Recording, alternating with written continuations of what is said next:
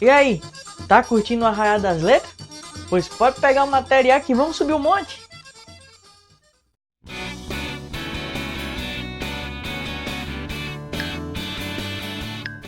Vocês já perceberam que toda vez que chega o São João, a galera começa a escrever as coisas de uma forma diferente? Para alguns isso é considerado erro, para outros, que são mais estudiosos da língua, isso é considerado variação linguística.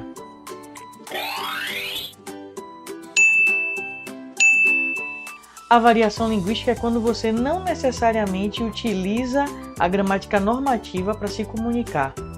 E aí me veio uma ideia. Por que não falar um pouco da história da língua portuguesa até a gente entender um pouquinho da gramática normativa? O que é que vocês acham? Mas antes deixa eu só esclarecer uma coisa. Para que serve a língua afinal? A língua é um instrumento de comunicação. E aí a gente estuda há anos e anos dentro da escola a gramática normativa, que nos diz o que é a ortografia, a ortoepia e por aí vai, vários conceitos gramaticais. Mas a gramática não é algo estático. A gramática pode sim mudar com o tempo. E agora eu vou lhe contar um pouco da história da gramática portuguesa, da língua portuguesa. A gente vai voltar um pouco no tempo, na verdade bastante, no tempo do Império Romano. E a gente sabe que existiam muitos conflitos territoriais naquela época, e toda vez que um grupo vencia outro, ele implantava a sua língua, a sua cultura, o seu modo de agir e pensar. E não foi diferente com o Império Romano. Apesar de eles aproveitarem muitas coisas da cultura local, eles implementaram a sua língua. E aqueles que eram vencidos, muitas vezes eram colocados como escravos. E eles tinham que aprender a língua do Império, a língua romana. Mas é lógico que a língua não era perfeitamente assimilada por aqueles. A gente vê isso ainda hoje em dia, quando vem algum turista no país, a gente percebe que a língua é dita de uma maneira diferente. Parênteses, se você quiser pegar um gringo que fala muito bem o português, mande ele dizer essa frase: cair num poço, não posso. Enfim, essas línguas não foram muito bem assimiladas, como eu disse. Isso foi surgindo o latim vulgar. A gente tem aqui então o latim culto e o latim vulgar. O latim culto era aquele latim falado pelos filósofos, pelos poetas, pela classe alta, digamos assim. E o latim vulgar era um latim falado pela população, pelo povo, pela massa, maior parte da sociedade romana. Também é aí que surgem os primeiros textos tentando agrupar o que é correto e o que é errado no latim, para que as pessoas aprendam a falar corretamente aquela língua. A gente pode até fazer uma brincadeira com o gráfico. Se a gente pegar um mapa da Europa, quanto mais perto de Roma a gente está, mais o latim culto é falado. Quanto mais a gente vai se afastando, mais esse gráfico vai ficando azul, vai ficando mais frio, e mais o latim vulgar é sendo dito. E o nosso português vai surgir deste latim vulgar. O Império Romano foi se expandindo de tal forma que pegou o norte da África e o sul todo da Europa. Então toda aquela região, inclusive tinha um mar de acesso ali, que é o mar Mediterrâneo, eles passaram a chamar até inclusive esse mar de Mare Nostrum. E não diferente, acessou a Península Ibérica, que é o que a gente conhece hoje por Espanha e Portugal.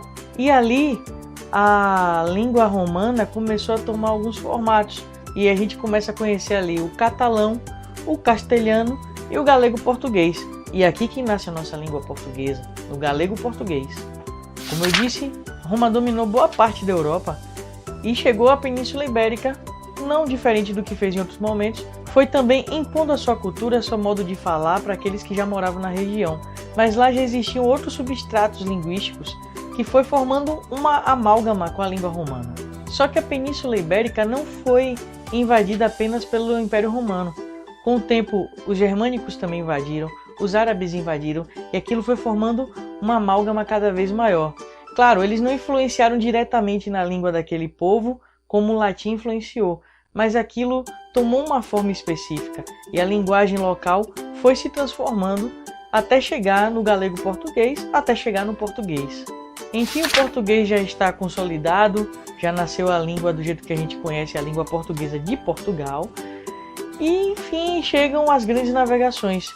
E não diferente dos romanos, os portugueses também chegaram ao Brasil, invadiram o nosso território, implantaram a sua língua da forma como quiseram, implantaram a sua cultura, mas aqui também existiam substratos linguísticos que eram substratos indígenas.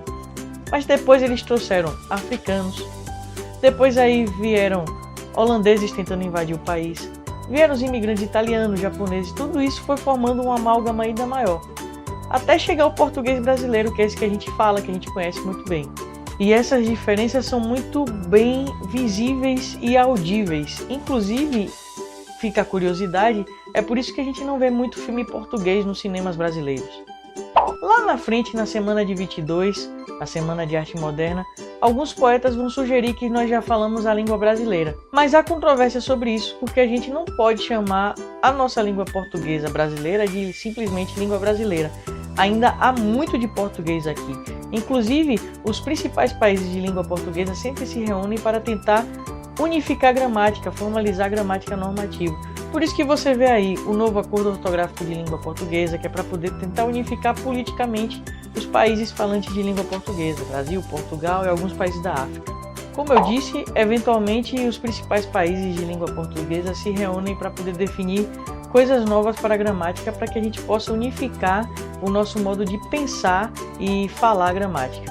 Isso é mais uma questão política, mas ainda assim é importante para o nosso dia a dia, porque a gente estuda a gramática. Eu sou professor de gramática, muitos de vocês já podem ter também um certo estudo sobre isso, outros são alunos e estão aprendendo, e tudo isso deriva desse acordo político também.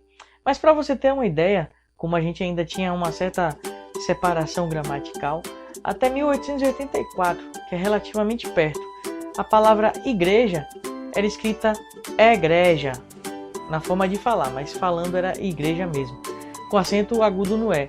Isso ainda é fruto do latim, que chama eclésia. Por isso que a gente tem os eclesiásticos. Não havia uma padronização, mas hoje a gente já tem essa padronização, a gente já busca um pouco nisso. Por isso que talvez a gente ainda não consiga se desvencilhar do português de Portugal e chamar a nossa língua de língua brasileira, porque a gente ainda tem uma gramática normativa muito forte. E aí vem o início do nosso vídeo.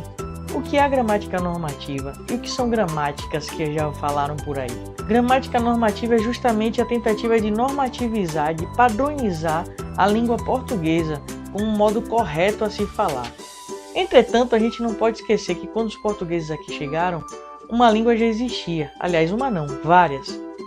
E com eles também chegaram tantas outras aqui, que foi aumentando aquela amálgama que eu falei hoje.